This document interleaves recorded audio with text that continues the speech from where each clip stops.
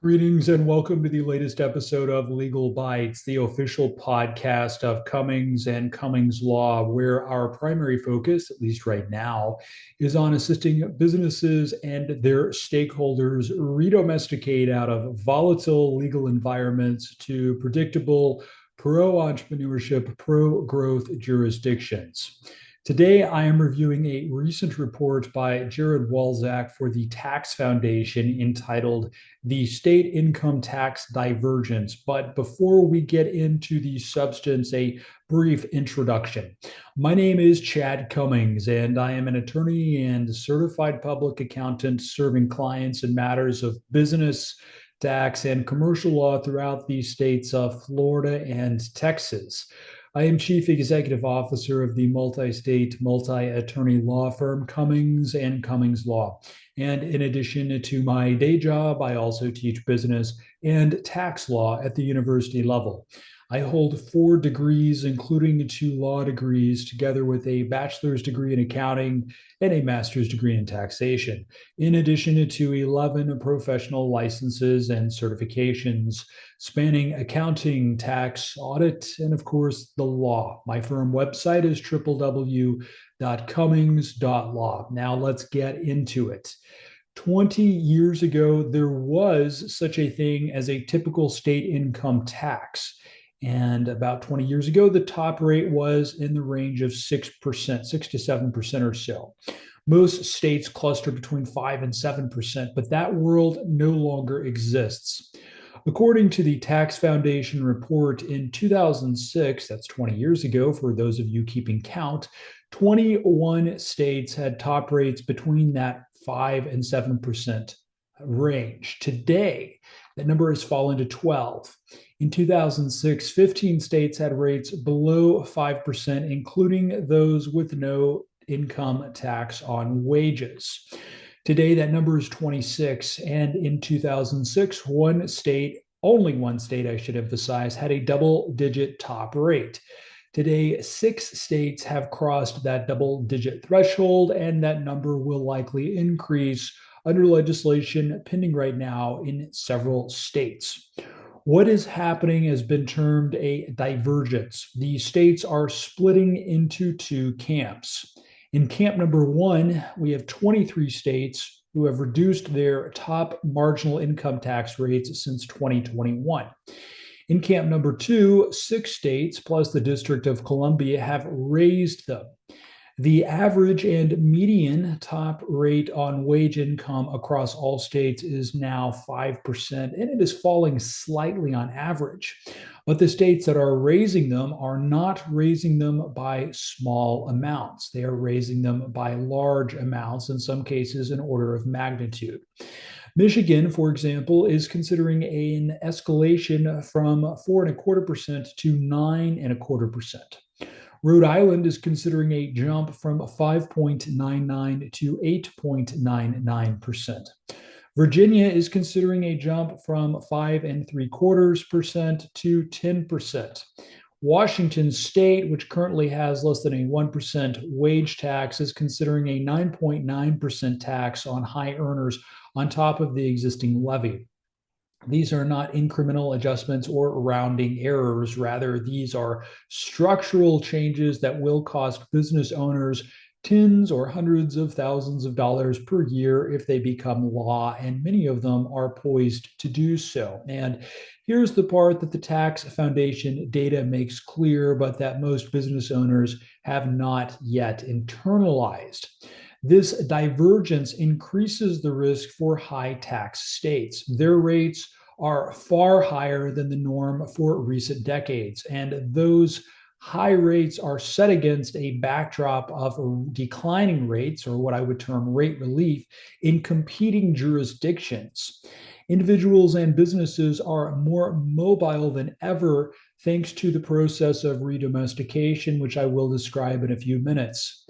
The Tax Foundation states it rather bluntly. Taxpayers seeking to avoid high taxes have more options than ever before and greater incentives to move owing to this growing divergence.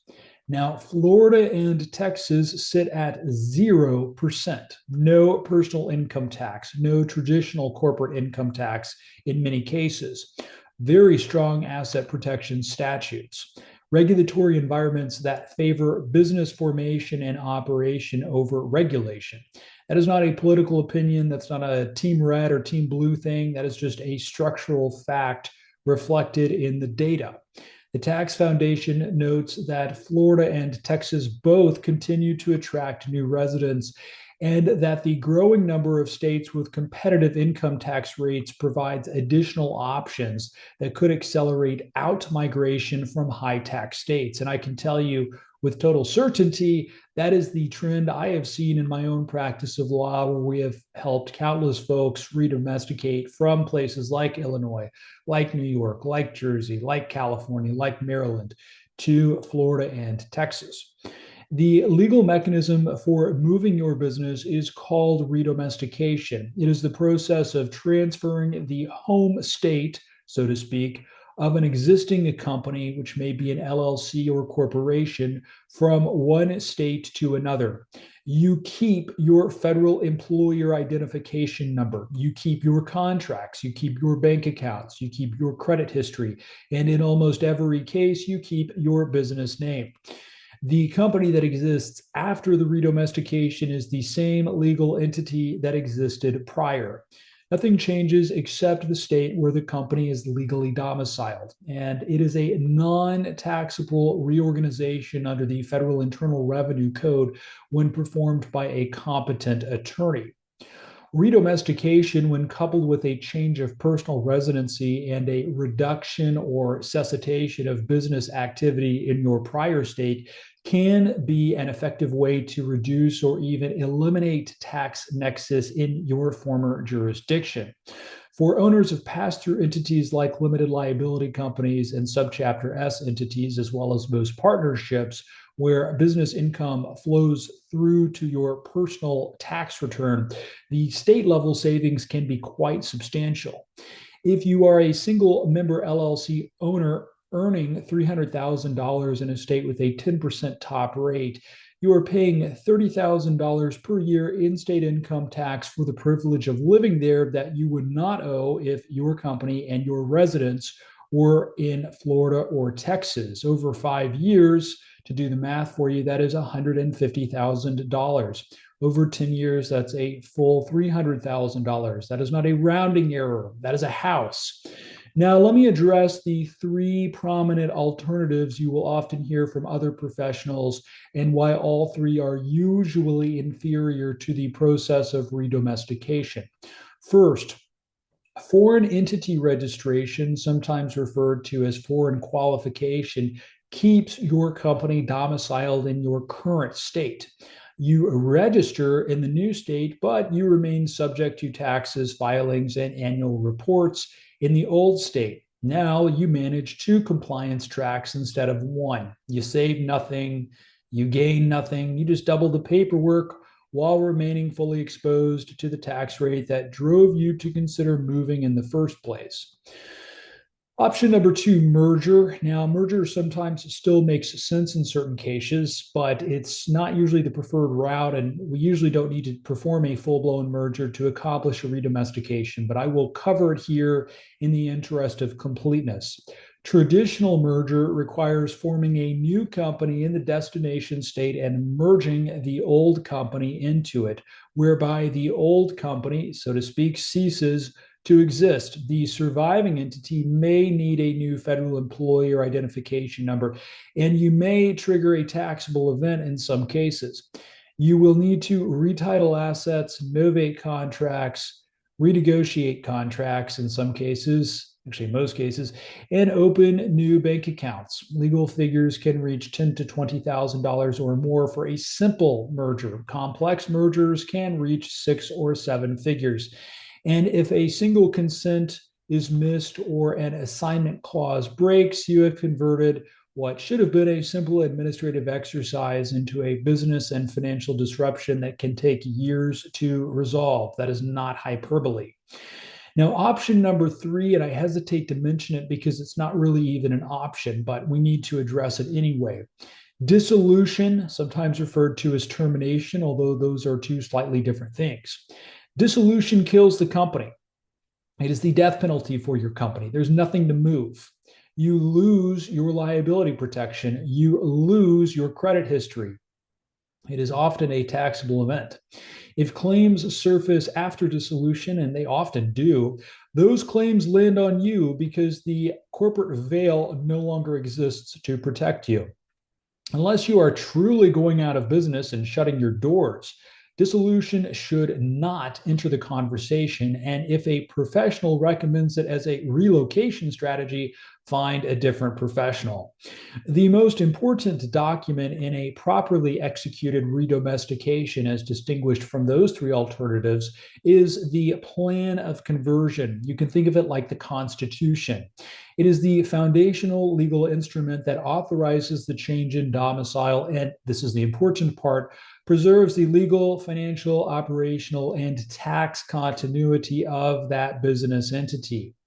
Without it, your filing with the Secretary or Department of State may have no legal effect, unpredictable effects, or it may result in the unintentional termination of your company and all of your contracts along with it. LegalZoom and Rocket Lawyer cannot prepare a plan of conversion because they are not attorneys nor are they law firms. And for that reason, they do not owe you fiduciary duties like an attorney does. And the advice from ChatGPT, Grok, Claude, and Gemini on this process is flat out wrong. I say that as a proponent of AI, but I have to be honest with you. You will find yourself in a very undesirable set of circumstances if you rely on AI to complete this transaction. Now, my law firm handles redomestication for a flat fee in almost every case, and you can access exact pricing and complete the process on my website right now. I personally prepare every document as an attorney and file with both states in the correct sequence, respond to any inquiries during the process, and send you weekly status updates via email until the process is completed. And I back it with a 120% money back guarantee if the Secretary of State fails to approve your redomestication and I am not able to fix it, which to date has never happened, as we have a true 100% success rate on redomestications. If you have questions regarding redomesticating your existing LLC or corporation or even subchapter S entity, please use the link in the description for more information on this nuanced process and to schedule time for us to speak about your specific scenario. Again, my name is Chad Cummings, and I hope that you found this information useful. As always, the information in this presentation is general in nature, and it is not legal advice because legal advice definitionally must be specific to a particular set of facts and circumstances. Should you have any questions regarding this information or the content of any of my many earlier presentations on these topics, please visit my firm website at www.cummings.law, not .com, but .law, to schedule time for a consultation. I look forward to the opportunity to speak with and perhaps even work with you very soon.